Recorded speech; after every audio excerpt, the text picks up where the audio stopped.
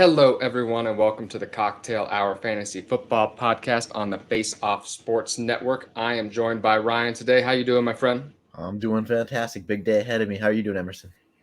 I'm good. I'm good. Yeah, you're headed to the UFC tonight, so I know you're very excited about that. So, I'm sure you can check out him for some UFC betting advice as well Oh and stuff gosh, I like. don't know about that one. No, that's not I've your I've I've wheelhouse. tried. It's not gone well. Oh, I'm not like NFL football. Like I stay off the betting apps except during football season, and I'm ready for Underdog to get me on my player parlays here in Colorado. But you can also find his content on Dynasty Vipers as well. Did I leave anything out there? Any place No, else? no. All right, perfect. Yeah, check that out as well. We will dive into it today. We are doing a one. I did a super flex 2 round rookie mock last weekend, and today we will do one quarterback, and that will allow us to dive in a little deeper on those running backs and wide receivers. We didn't talk about it before the show. We're gonna go back and forth here for 12 picks each. We didn't talk about it before the show. Ryan, do you want to tell the people why you're selecting Bijan Robinson first, or should I tell the people why I'm selecting Bijan Robinson first? You could have it. I mean, Uh, all right. I'll tell the people why Bijan Robinson is the pick at one. I did get him third in a rookie draft this week. I saw Bryce Young and Anthony Richardson go ahead of him. It did happen. So Christmas came early for me, but that you should not let that happen in your drafts. Arthur Smith may never run the ball again after selecting Bijan Robinson 8th overall. It's a terrific landing spot. It's a good run scheme. The offensive line is getting better. We should expect Bijan Robinson to get a huge workload right out of the gate. He's one of the best. If I was ranking prospects over the last decade, he would rank right behind Saquon Barkley and Ezekiel Elliott for me. His 104 forced tackles missed in 2022 were the most for a player since the stats been recorded. Do you have any extra thoughts on Bijan Robinson there, why he is the first pick in the draft, or do you I have mean, a contrary opinion? I do. No, you're not going to get no contrarian opinions out of me here. I mean, adding on to what you said, this is like the perfect landing spot for him. Like the Falcons run blocking grade. I believe it was the best. It was at least top 5, and they just added to the offensive line in the second round. So it's the perfect spot. I mean, Kyle Pitts is going to run block, and we're all going to lose our minds again. But Bijan's the 101, and I believe his ADP on Underdog for redraft right now is 6. So you can't get a better value than that 101. Yeah, it's hard. With especially that workload he's going to get in Atlanta. I could see an argument ranking him as the RB2 this season behind Christian McCaffrey. And I've been, he's been shooting up Underdog draft boards like crazy too. I've been getting a lot of those. I'm glad that the puppy came out. By the way, Oh, ballers on a budget here. I can't do those $25 leagues and max those out. Gosh darn it! So I'm excited for the puppy $5 puppies too. Ryan, where are you going with the second pick? Oh, I believe it's so obvious. It's got to be Jahmyr Gibbs. You got to take the running back. Absolutely. I believe that was the biggest stunner of the draft, going 12 overall. And when a running back goes round 1, we know Bijan was gonna do that. We thought Jahmyr Gibbs was end of round 1, but he went top 12. So the Lions are going to use him like they were supposed to use DeAndre Swift. I know David Montgomery's there. It scares me a little bit, but I have friends who follow the Lions, and they've been hearing rumors of a Debo role for Jahmyr Gibbs. And if he gets that Debo role,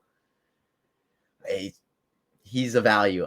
I will say, I keep talking about best ball a lot, but I will add that he is like my number 1 exposed player on best ball in round 4. So Okay.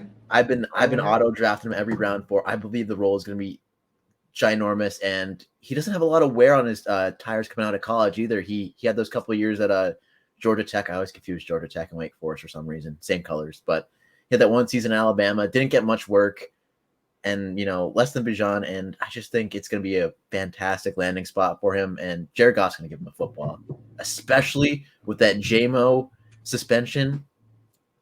He's going to be the number 2 in that offense behind Amon-Ra. So I like it a lot. Yeah, Jahmyr Gibbs. I was a little bit nervous about the frame ahead of the draft. I didn't know if can he get the the workload. But obviously a lot of those doubts have been quelled because of the fact that Detroit Lions love him so much enough to take him at the 12 spot. Elite athlete, 44 receptions, 444 receiving yards last year. Took on a little bit of a heavier rushing workload at Alabama last season too, which was good to see. Like I said, this is a guy who hopefully that they get the pass attempts to get him the ball. Like I said, if he ends up being that number 2, I'm always hesitant to believe running backs getting that wide receiver role. It always feels like they're hyped up, like we're going to play him out wide, and then it never happens. So I'm a little bit hesitant, but I do think he's going to get a big receiving workload. Already a top end, probably top 6, 7 dynasty running back, and probably top 15 in my redraft rankings when I sit down and do those as well. With the third pick, I'm going to go Jaxon Smith-Njigba here. We're keeping it chalky here at the first 3 picks in the draft. I just, still see him, despite the lackluster kind of landing spot, you might say. I still think he is the wide receiver 1 in the class. Well, he also silenced any doubts about his athletic ability with a 4.53, I believe 4.52, 4.53 40-yard dash at his pro day, fastest shuttle time at the NFL Combine since 2013. He one of the best route runners. He's gifted, strong hands as well. So I really like Jaxon Smith-Njigba. Landing spot with 2 very good running backs, DK Metcalf, Tyler Lockett. That is a crowded offense, particularly for 2023. But I do see that potentially changing in the near future. Tyler Lockett could certainly be out the door by next season. And we saw a little bit of a decline last season. We did see DK Metcalf finally take on that lead role. So I'm very excited to see what Jaxon Smith-Njigba can do in 2024 and beyond, although I do have him, whether he's going to finish as the rookie wide receiver 1 in 2023 remains to be seen. Any thoughts on the Jaxon Smith-Njigba pick there? That seems like the highly contested debate, because you have JSN, who's going to be behind Lockett, and DK with all those running backs there. You have Quentin Johnston, who's going to be behind Keenan Allen and Mike Williams and Austin Eckler in that pecking order as well. And then you have Jordan Addison, who comes in as the unquestioned 3 in that offense, and he's going to get a lot of starting reps. So I feel like it's the debate of ceiling in the future versus potential points now. And I've been seeing, I don't know about you, I've been seeing Addison go 3rd amongst these guys a lot. I've seen it. I've done about 25 drafts. I've seen Jordan Addison go ahead of Jaxon Smith-Njigba, but that was like in 1 or 2, if I remember correctly. Yeah, so not that many, but like I said, I'm a ceiling guy here. I think you can pick off a wide receiver 3, wide receiver 4 off anywhere. Not Jordan Addison has a little higher potential than that, but I'm giving me the ceiling play there for sure.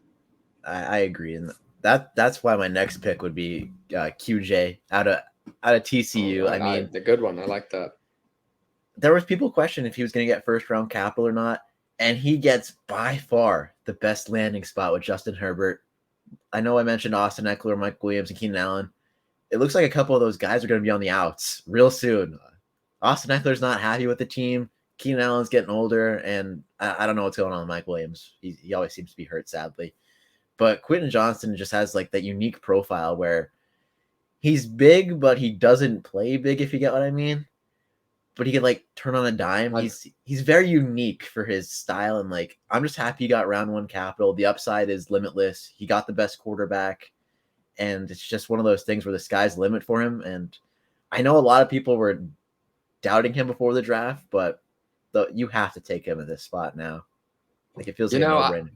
I've been going back and forth with Jordan Addison. I've heard some people say it's not even close. It's Jordan Addison. Jordan Addison's a better football player today. There's not a doubt about that in my mind. But yes, if Quentin Johnston, if everything works out, and he does succeed, yes, his potential is a lot higher than Jordan Addison. Bigger frame guy, unlike many in this class, doesn't necessarily play to that size yet, but could get coached up a little bit. The landing spot's terrific. Keenan Allen, Mike Williams, guys, you could definitely see missing time this season, and they could be gone, one or both of them, as early as 2024 as well, tied to Justin Herbert for the long term. I like that pick a lot. With the 5th pick, we already talked about him. I am going to go with Jordan Addison with this pick here.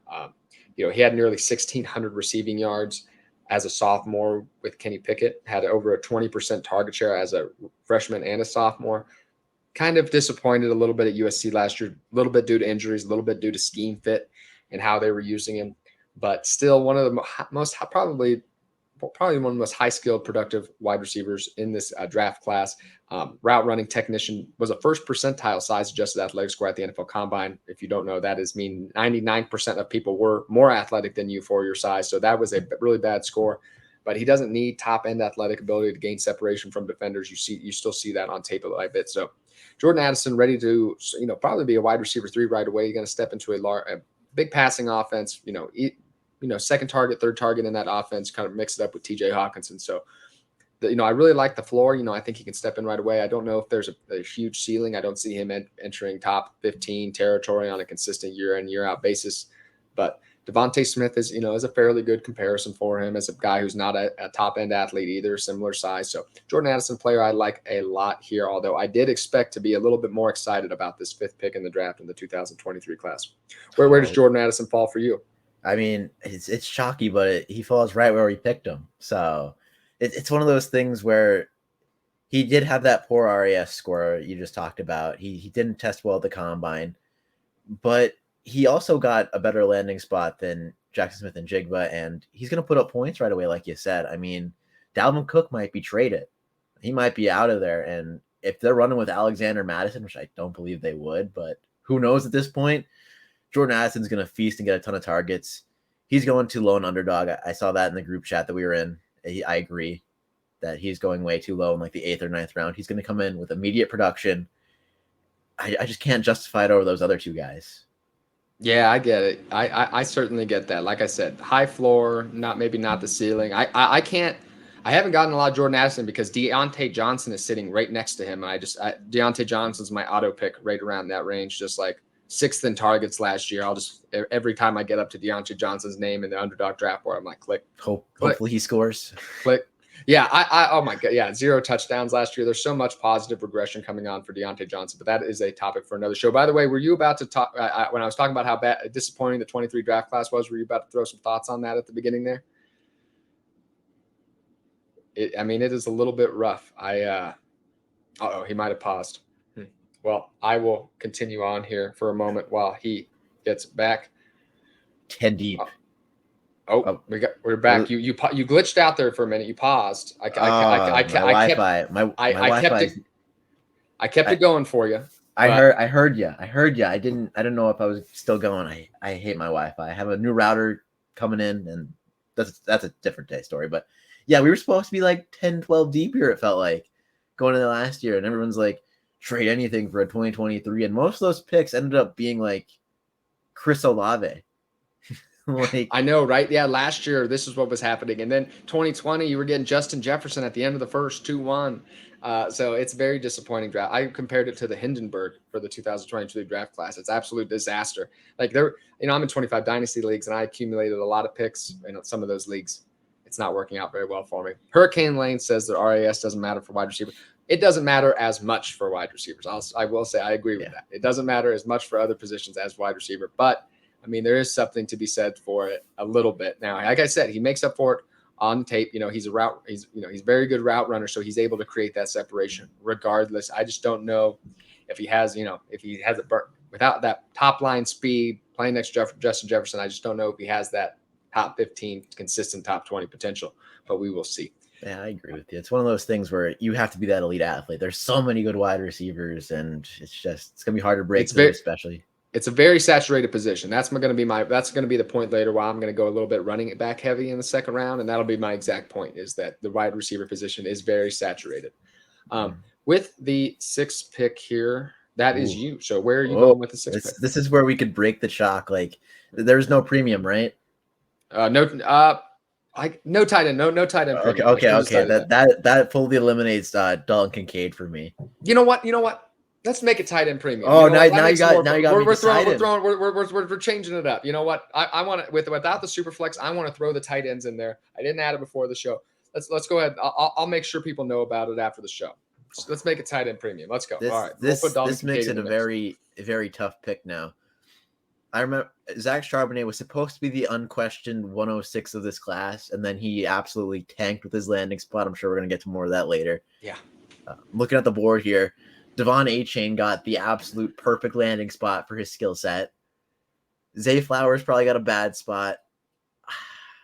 With tight end premium in a one quarterback, I think I'm going to go Dalton Kincaid. I think the 0.5 swayed me enough. I believe that he's going to be an elite talent for Josh Allen. I'm picking the landing spot here. I'm picking the talent. Tight end's a saturated position, and not saturated. It's top heavy. My bad words there, but yeah, you have Kelsey, you have Andrews, you maybe have Kyle Pitts, then nothing else. I want to take a shot on someone who can be elite, first round capital, good athlete, good receiving stats. I'm in on Dalton Kincaid, and I haven't drafted any of them this season yet because I didn't have many late first, and he's been going at the 110 in super flexes. I don't know if he's been going there for you, but I like the talent, like the spot. I'll do it. At 110's a little early for me in super flexes. Sleeper doesn't like have like a fail safe like on your phone. Like if I had left my phone on and my phone just clicked Dalton Kincaid, probably the top guy on the board at 110. So he's a little high for me, but I did draft him in one league by accident. You know, they were telling me, you can go back. I was like, just give it to me. I'm fine. I'm in 20 leagues. I'll take a Dalton Kincaid share there. So I like that pick. Highest upside in the class. And obviously the Buffalo Bills saw that as well. Gifted route runner downfield. Not a strong blocker, maybe not going to play a lot of inline work. You might see him in the slot. Dawson Knox can take a lot of that workload, and Dawson Knox may be moving. They may be moving on. They have an out with his contract in 2024. So we will see. To wrap up those first 6 picks here, we had Bijan Robinson, Jahmyr Gibbs, JSN at 3, Quentin Johnston at 4, Jordan Addison at 5, and Dalton Kincaid at 6. I'm going to take it. In my rankings, I do have. In my rankings, I actually have Zay Flowers ahead of who I'm going to take here, but I am going to go ahead. I'm going to bet on the talent. I'm going to bet on the draft capital. And I'm very disappointed in the 7th pick. If I have the 7th pick, I don't feel good right here. No. But I'm going to go with Zach Charbonnet. I know it's Kenneth Walker. I know the ceiling is very capped, but I have to believe they have plans for this man if they're going to take him there. I think, given the running back landscape, how shallow it is, how much we need those in dynasty leagues, can Zach Charbonnet still have double-digit PPR upside in the Seattle offense with Kenneth Walker? I think so. I think we can get that.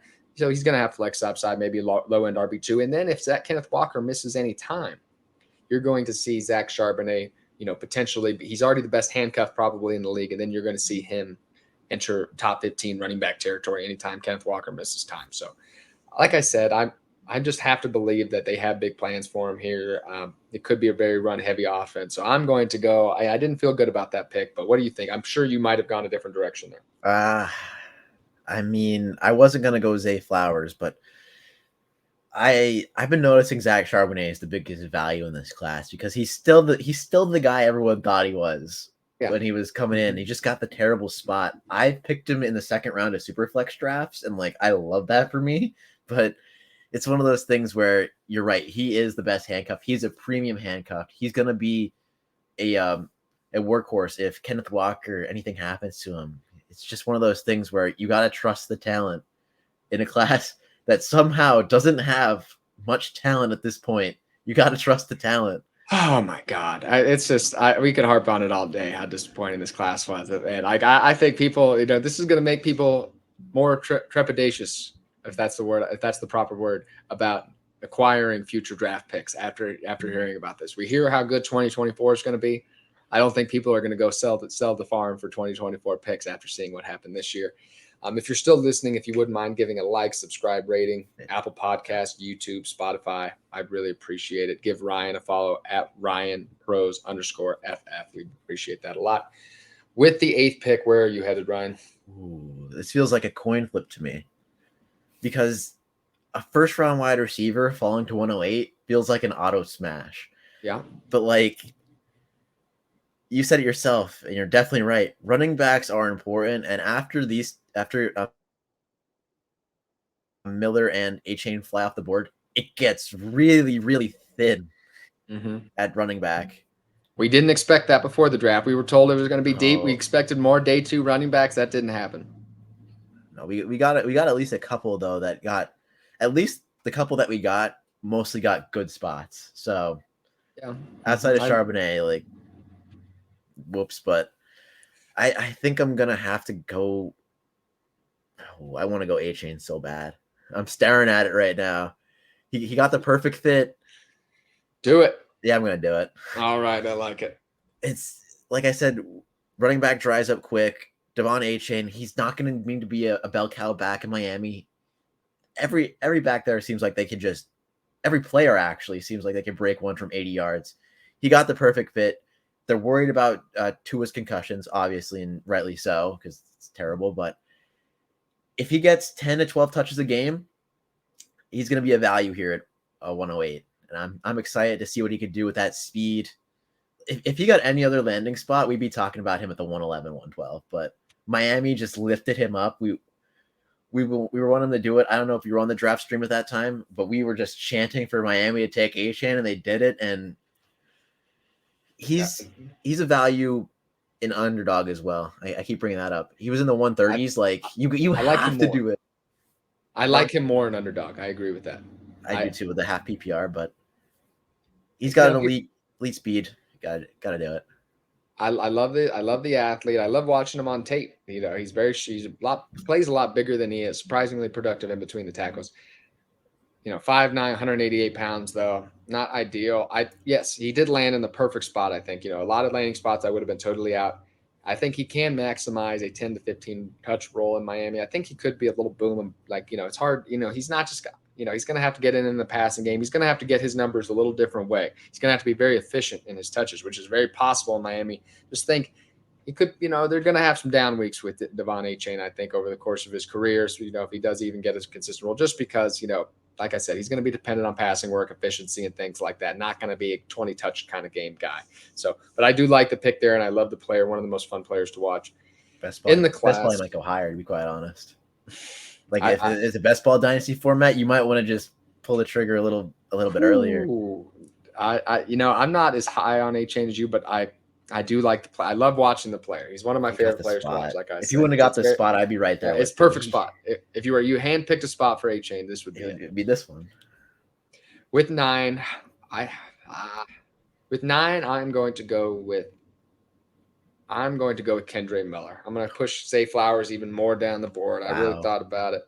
I just, I almost took Michael Mayer as a pick there as well, but I'm going to take another running back who got day 2 draft capital in New Orleans, one of the best pure rushers in college football last year, 1,299 rushing yards. Good athlete, although he didn't get to test out. Like I said, I really like the talent before the draft. He did get drafted in the 3rd round, day 2, which is just fine. Alvin Kamara, Jamal Williams do provide immediate threats to playing time, but they could move on from both those guys as early as next season. And Kamara could be facing a suspension as well. We're getting into kind of dealer's choice here. Where would you have gone with that pick? I probably would agree with you because running backs gain value faster. I mean, if Lamar comes out and throws for 6,000 yards, like he says, or even anywhere, even remotely close to that, like 4,000 or something like that, Zay Flowers is going to be a smash pick in that offense. But we got to see it first. But I would have went Kendre Miller as well. He has 3 down back potential with a Kamara suspension. I don't know if that's going to happen or not. But anyway, like you said, after this year, he's going to be the clear guy in New Orleans. They drafted him to be the guy, it feels like. Unless they double tap running back like the Jets were going to. That would have been a whole other episode if the Jets took Gibbs if he was on the board with Breece Hall. Oh, the Jets did. The Jets already, I was already a huge Anaconda fan, and now that's ruined. You know what I mean? So 5th round draft capital to the Jets. So that's a whole nother thing. I don't even know if we'll get to him today. I had him as ranked in the 1st round. I was staking my claim on him before the draft, and it did not end up happening. But with the 10th pick, where are you headed, my friend? I have to do it.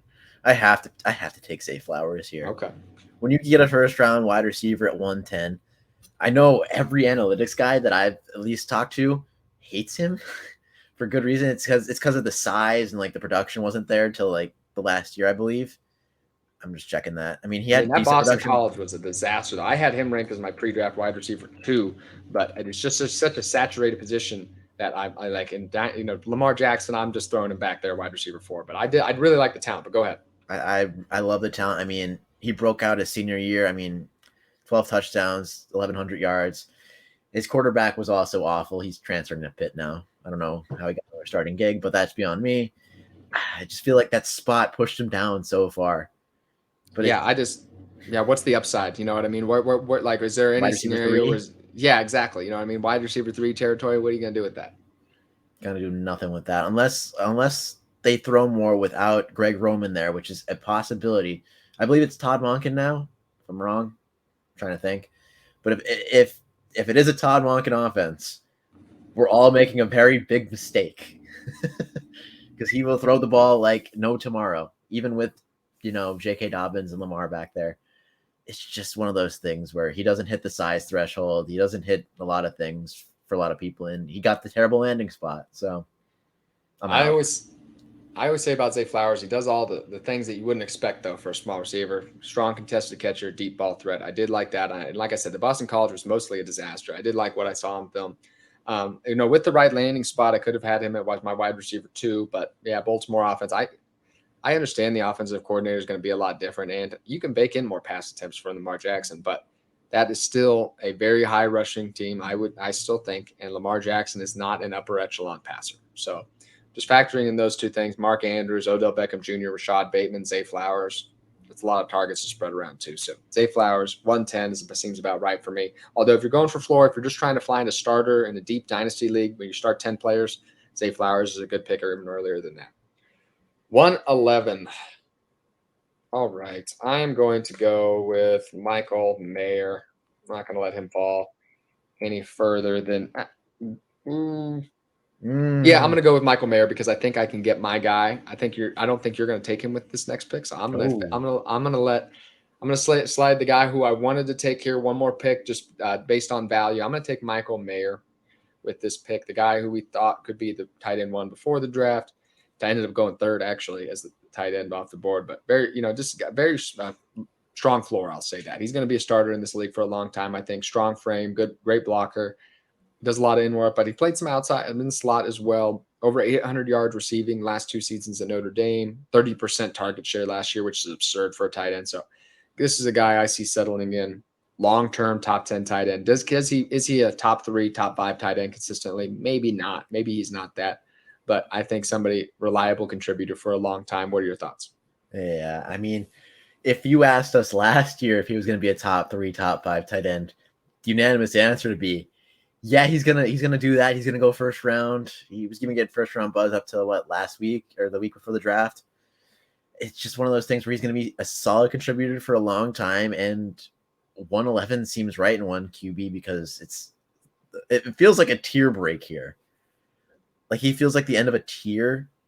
Like I have one other guy. I like here, but I don't think you're going to take him. Like I said, so I'm going to get him at the 2-1 and be very excited about it. Oh, I'm debating between two guys as well, and it's all right. Give it to me. Who's your 12th pick? I'm just checking a stat here real quick just to make sure I was right because I know this guy has an insane yards per route run. And he's a little smaller, but he got the round 2 capital. He didn't get a good landing spot, or maybe we'll see if some guy gets traded. But I'm gonna go Marvin Mims at the 112. I like it. It's very bold, but Russell Wilson, he has to bounce back, right? He's a better talent than what he showed. Cortland Sutton, not Jerry Jeudy, just got his 5th-year option picked up. It feels like he's locked in, but it feels like Cortland Sutton's kind of on the outs. Marvin Mims had a great college profile. Besides his height, it wasn't there, but I think he's going to produce in Denver. I've been snagging him at super flexes into the second. Like, I feel like it's way too low. He's a great talent. Yeah, he was my wide receiver 5 before the draft, so I like that a lot, and I could still see him ranking up there. I liked him ahead of a lot of the wide receivers he went right ahead of him. Great athlete, really strong testing numbers at the NFL Combine. Kind of shocked people, actually. Very fast, plays inside, plays outside. Very good breakout age, like a 96th percentile breakout age. Big threat downfield, like 20.1 yards per reception 1 year. So I like a lot. There's a lot to like about Marvin Mims, and I like that pick here. Where I was going to go is I'm going to keep pounding the running backs. I was very much considering, and if I thought you were going to take him, I would have. Roschon Johnson will be my first pick. Love it. In the second round. This was another player. If he would have gone on day 2, I would have taken him picks ago. I would have taken him probably ahead of Achane there, maybe even ahead of Charbonnet if he would have gotten day 2 draft capital. But the day 3, one of the first picks in round 4, a little bit disappointing. But the Chicago Bears landing spot, if you don't like that landing spot, you weren't going to like anywhere. That's about as thin as a backfield gets in the NFL. And this is a guy with strong frame, played behind Bijan Robinson, didn't necessarily show a lot, but big frame, strong tackle breaker, does all those things. Locker room leader, strong pass blocker. Does all those things to get on the field early, and I think he's not going to ever be maybe the guy in a backfield, but I think he has plenty of opportunity to be a significant part of this backfield, be an RB2 in fantasy football league. So I like that pick here. You seem to as well. I love it. The only knock, it feels like one of the only knocks on Roschon Johnson is that he was behind Bijan the whole time. Like, you can't knock a player for that. He's got the toughness. He's got the grit. And I feel like he's going to fit in great with Chicago. He's exactly what they need. A nice change of pace from Khalil Herbert if they, want to keep rocking with that experiment. He wasn't that bad last year. But I feel like he's the perfect, 1-2 punch with Khalil Herbert in the backfield. I know Donta Foreman's there. He kind of has a little bit of a similar skill set. But I love Roschon Johnson. Day 3 is the new day 2 for running backs, it feels like, or at least early round 4. He didn't test the greatest, but he was pretty good. He wasn't upper tier like it was okay. Yeah, he wasn't like Bijan or nothing, but he still tested all right. But I'm in on the landing spot. I like it. I'm surprised I didn't think of it, but I guess and he has limited work too. Not a lot of tread, a lot of tread on the tires, I should say. So I like it a lot there. And like I said, if I thought you were going to take him at 112, I would have taken him at 111 too. So that's fair. With that, where are you going with the second pick in the second round? All right. I'm looking on the board, and Jonathan Mingo is tempting me a little bit. I know a lot of people aren't a polarizing player. But very polarizing player. We're going to be debating him for months, but I'm going to take another polarizing player, and I'm going to take Anthony Richardson at the 2-2. It's the only quarterback I consider taking this high. In 1 QB, he has all the rushing upside. He landed in the perfect offense with Shane Steichen, who did magical things with Jalen Hurts, and the system fits perfect. He has talent around him. He has Michael Pittman. He has Josh Downs. He has Jonathan Taylor in the backfield. He has Alec Pierce if he takes a leap in year 2. I mean, he has everything he needs to succeed in Indianapolis, and it's the only thing you could ding about it is he doesn't quite have a mentor at the quarterback position after they now just, I'm pretty sure they just cut Nick Foles yesterday, I believe. I think yes, they did. Yeah, they did. Yeah, they don't really have a mentor for him, so that's the only knock that you could really say. But he has all the physical traits in the world. Surely, people are going to debate his completion percentage and whatnot, and him as a passer, but him as a rusher in 1 quarterback leagues. I feel like the talent drop off. I said there was that tier break. I feel like this is the perfect spot to take him because the upside's limitless and you're not spending premium capital. I could see taking him as early as honestly, it's just kind of principle. Usually I have a pretty good quarterback in a 1 quarterback format just because it's kind of thin. But if you don't, I mean, I could take him at the 1-6. I mean, it's just because there's not a guy who I'm just like, man, I have to have that guy after that. If you need a quarterback and you're like, man, I don't know if you're just looking at a lot of lackluster options. Absolutely. Take Anthony Richardson at the 1-5 or 1-6 in a 1 quarterback format. There's just not a lot of guys after that to get me super going. So Anthony Richardson is a huge value at the 2-2. I agree with that. I like that a lot. Quarterback 1 overall potential. So now at the 2-3, this is where it gets a little tough for me as well. Gosh darn it. Yeah, it's really tough. I'm torn between a couple guys here. I am going to, the guys at the player profiler I work for are going to yell at me because they really hate him. But I'm going to go with Jonathan Mingo here. I'm willing. I didn't love the player. When I go back and I watch tape, I don't love it. But it's just like if an NFL team, who makes millions of dollars is willing to take a chance early in the second round, I'll take the shot. And I just see higher draft cap. I just see a little bit more of an opportunity to be that alpha, in the outlier outcomes, like I said, very saturated wide receiver position. Give me the guy who, even with a huge outlier range of outcomes, can be the guy with Bryce Young in the offense. You know what I mean? So I'll take the upside there, even though if we're looking for 10 PPR points, safe floor, who's going to be in this league a long time. There was a couple guys I would have gone here ahead of that, but give me the upside alpha, kind of a George Pickens like strong frame, strong, great deep ball tracker, strong at the contested catch points. Those are the things to like about Jonathan Mingo. Yeah, I agree. It's one of those things where we're going to be debating that man for months. It feels like, because he got the great spot with Bryce Young. He could step right in and be the 1 over Adam Thielen and DJ Chark. It shouldn't be that hard to beat those guys out. But at the same time, his profile just, besides athletic profile, was just not there from a statistic standpoint. But it's going to be very interesting to see how his rookie year and his career plays out, because everyone had I feel like a day 3 grade on him. Like, early day 3, and then he goes top 50, top 60. You have to be in it at some point on him. Yeah, and I mean, I'm willing to throw my pre-draft. We see this every year. There's a lot of, I mean, there's an analyst to be had, but also a lot of this is for fun before the NFL draft. And you need to be willing to throw your kind of pre-draft evaluations out the window if an NFL GM takes a big shot on a player or if they fall significantly. So that's a player that shot up my rankings, and I have no problem, maybe admitting I was wrong before the draft. And so good value, I think, here at the 2-3. Where are you headed with the 4th pick in the second round? This is rough. The board has I know it's really thin now. Evaporated quickly, but I think I'm going to take another guy who got a great opportunity in Green Bay. I could take 2 guys here if I said that. I forgot about Luke Musgrove. Yeah. I'm not going there. I'm going Jayden Reed. Okay. I mean, who does he have to beat out? He has to beat out Christian Watson, or not even beat him out. He has to beat out Romeo Doubs.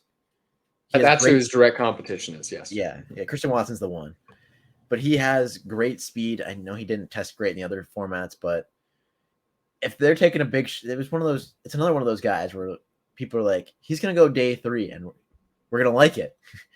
But he goes on day 2. He gets a good spot with Jordan Love. Hopefully Jordan Love's able to find these targets, because we don't know how he's going to play. But it's one of those things where he's going to be a solid wide receiver too. He kind of, regressed a little bit in his last season in college. He had 1,000 yards in his junior season. Then he backtracked to 600. But the speed's there. I guess the Packers are just going for an all deep threat kind of team. Yeah, kind of track me a little bit. I think he does a lot. He does a lot of things well. You like the size; it's not great size. You like the speed; it's not elite speed. So he does a lot of things very well. Great week during the Senior Bowl. That was kind of his week. So I think that's where a lot of his valuation goes. Yeah, every year, right? So there's always one. Reed had a very strong Senior Bowl, big riser after that. That might be why he got taken so early there. Like I said, I'm just with Jordan Love. Do we see? What's the upper end outcome for him? That's I guess that's my trepidation. But although this is a good value here, this is exactly where you would take him. That's just why I wouldn't go maybe any earlier than here. It's just like with Jordan Love, maybe probably behind Christian Watson. I think you look at pretty easy. Yeah, me too. I believe that too. But in Dynasty Leagues, you're looking at a top 50 wide receiver, maybe. You know what I mean? It's just that, like I said, there's so many good wide receivers. That's why you still see a second round wide receiver with strong draft capital here in a wide open position. So 2-5, I will go. I guess I'm going to go with the other guy who kind of got the terrific, the last player who kind of got vaulted, the wide receiver vaulted up the board, Rashee Rice. 3 in a row here, guys who we did not expect to get the draft capital that they did. I like Marvin Mims ahead of all of these guys before the draft. And now it makes it a conversation with the draft capital, the landing spot a little bit. Rashee Rice, like I said, another guy who does a lot of, decent size, but not, I do love, I'm not ready to get burned by a Kansas City Chief wide receiver again, going any bit higher than this. It happens every time. We've seen McCole Harbin, Demarcus Robinson, Sky Moore. It just happens time and time again.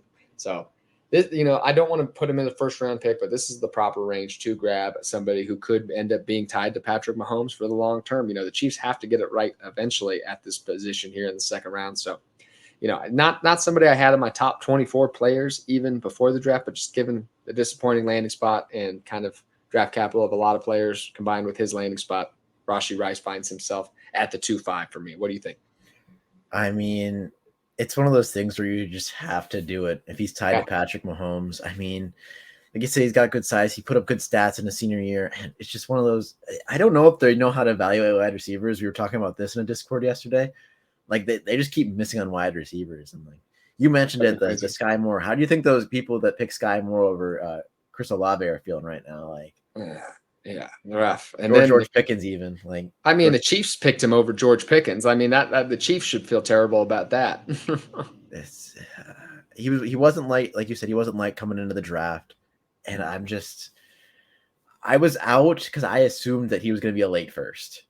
But this is the spot, I've seen him go higher in Superflex at this rate. Yeah. So this is a perfect value for someone that could break out. What competition does he have? Kadarius Toney I mean, a lot of very talented players, but who you could see doing absolutely nothing.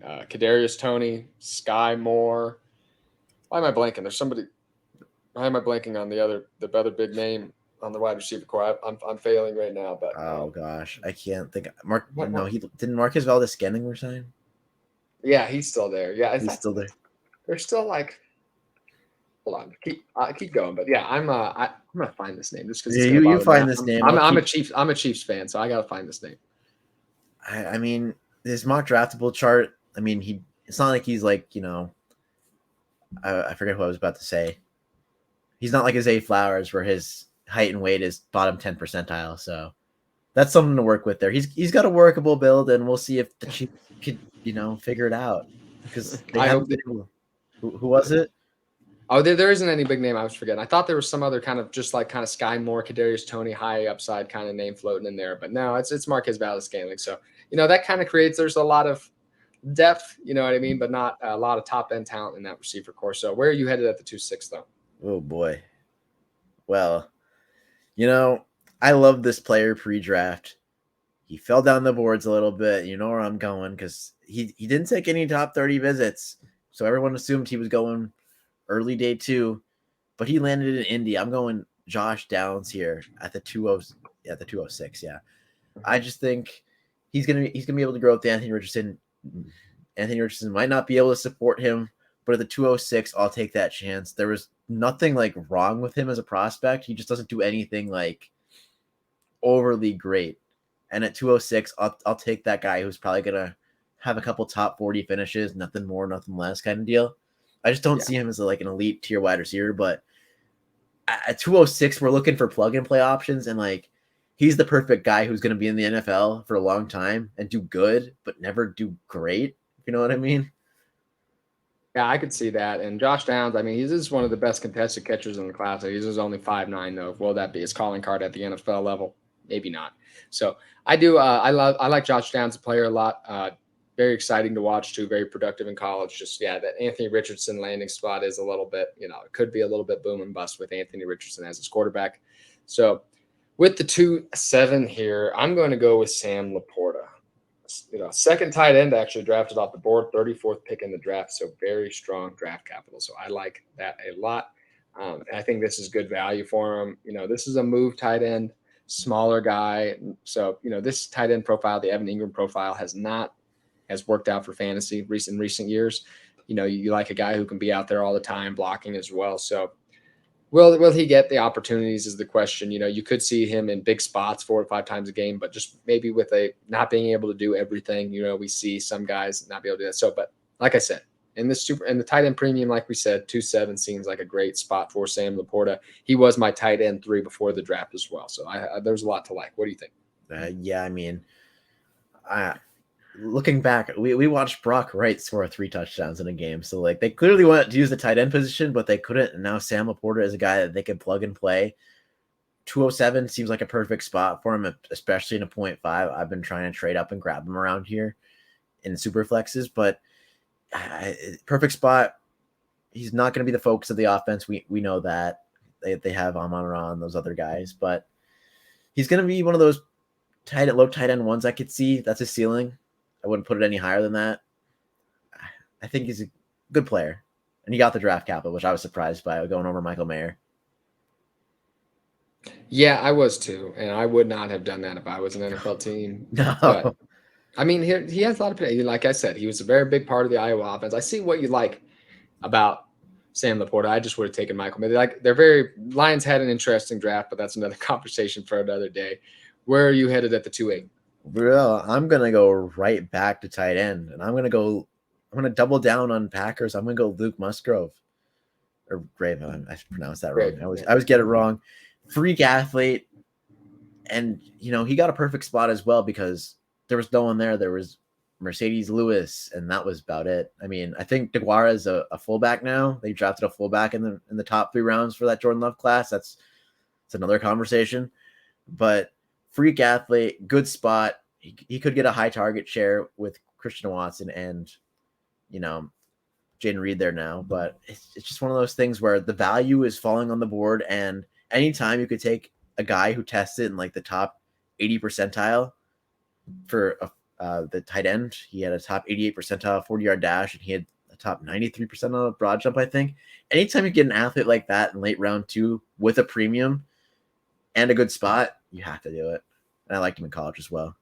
Yeah, Luke Musgrave, guy with a lot of potential, oozing with upside, just not a strong production profile, struggled with injuries as well. So, I think he only has 44 or 45 career collegiate receptions, but you see, like I said, he could, if he has that, if in the upper echelon of outcomes, you could see him being a top 5 tight end in fantasy. You could squint and see it. You know what I mean? So, but you squint very hard.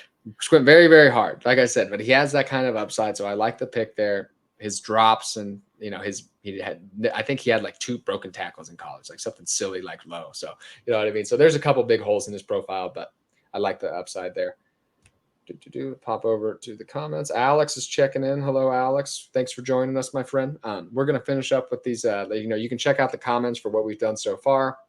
And we are going to dive into the last 4 picks in this one quarterback. I always do super flex, so that's weird. But one quarterback rookie mock draft, taking a little bit deeper look at the wide receivers and running backs today. I'm going to go with this one.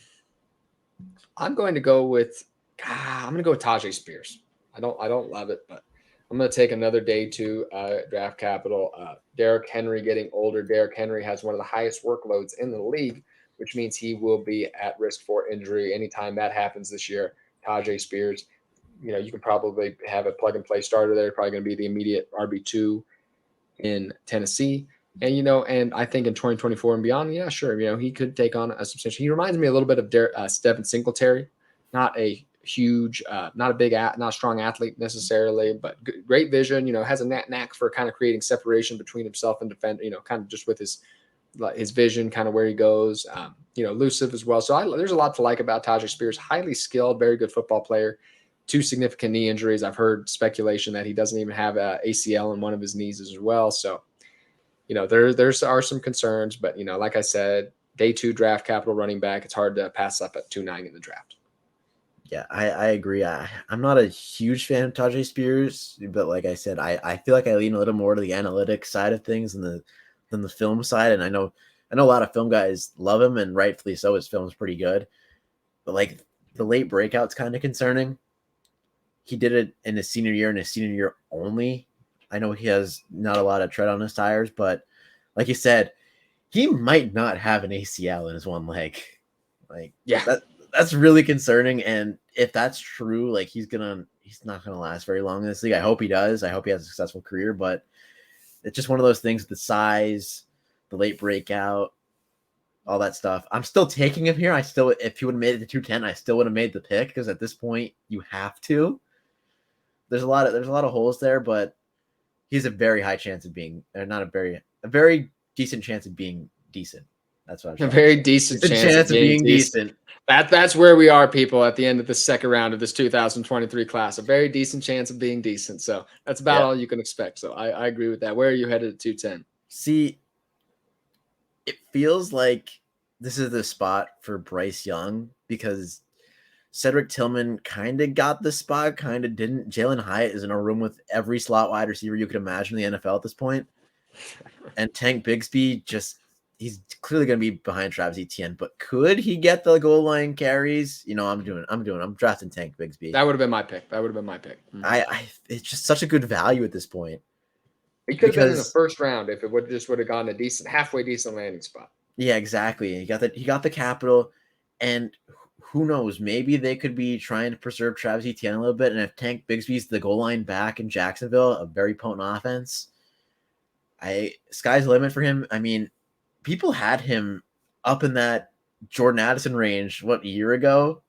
Like, I mean, he was like, he had such, like, this is the guy, one of those huge fallers. Like, he was a guy considered a top 5, top 3 running back, guy that we expected to be an elite running back. And at the end, we thought we were going to get 5 or 6 top tier running backs in this class, and he was going to expected to be one of them. Yeah. He was expected to be 3 I know a lot of people had him at 3 before the draft as well. Yeah.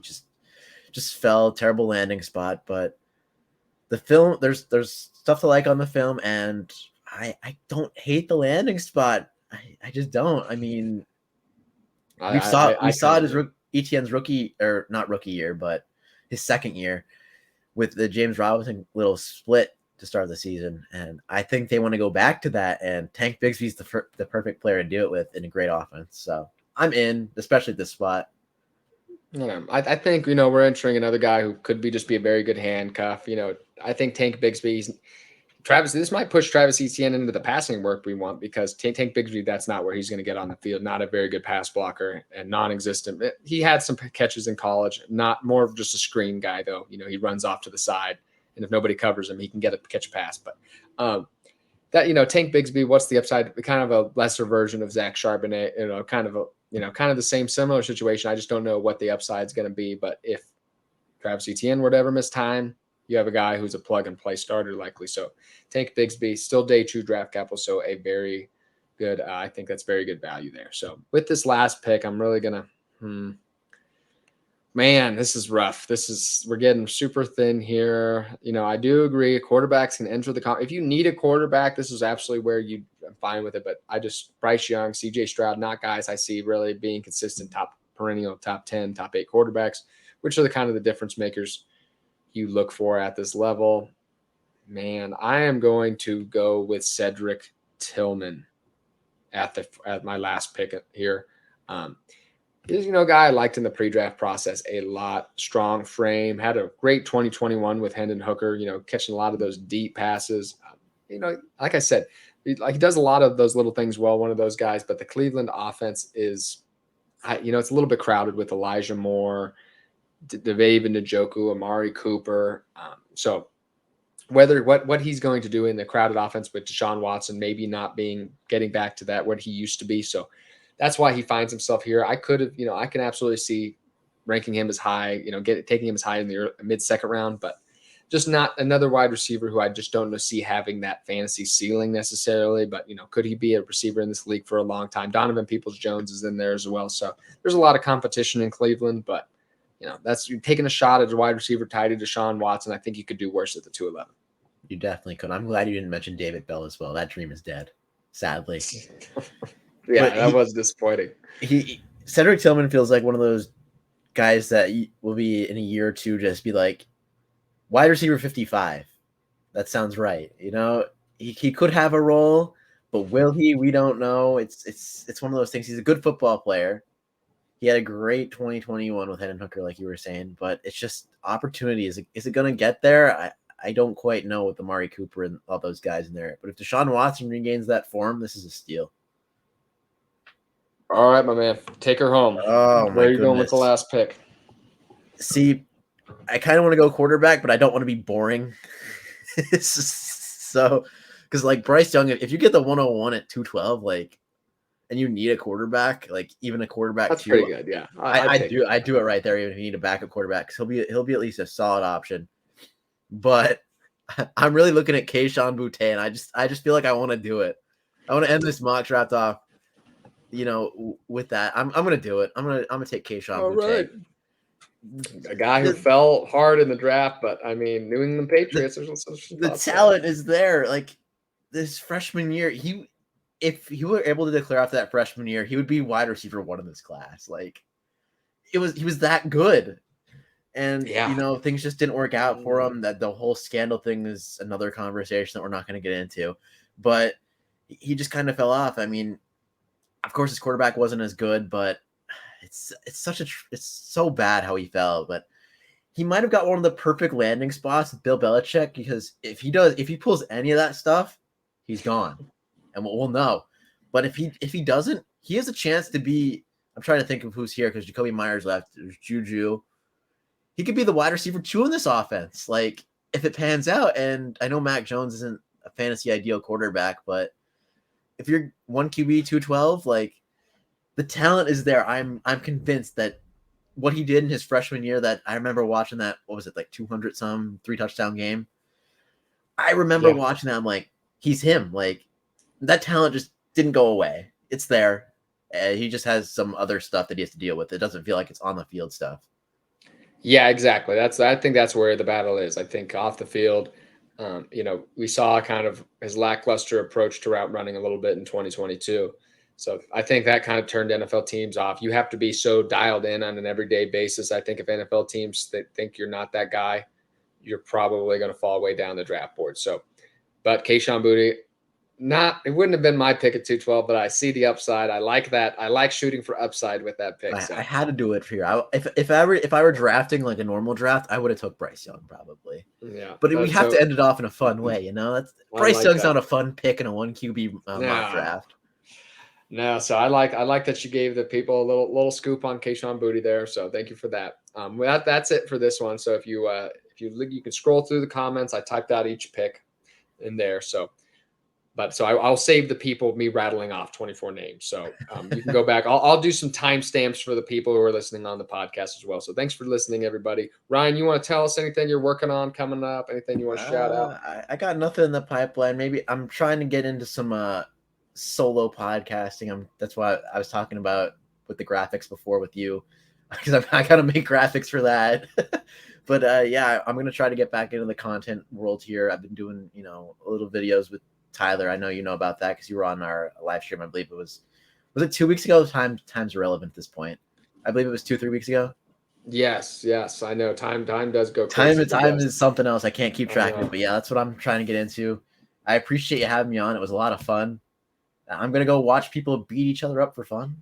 Yeah, you're headed to the UFC fight tonight, my friend. Enjoy. If you're watching those fights tonight, okay, like I said, give Ryan a follow. You might see some stuff from the UFC. I will be posting some pictures for sure. There you go. So check him out. Thanks for joining us, everybody, and have a great rest of your weekend. Okay, thanks a lot. Peace.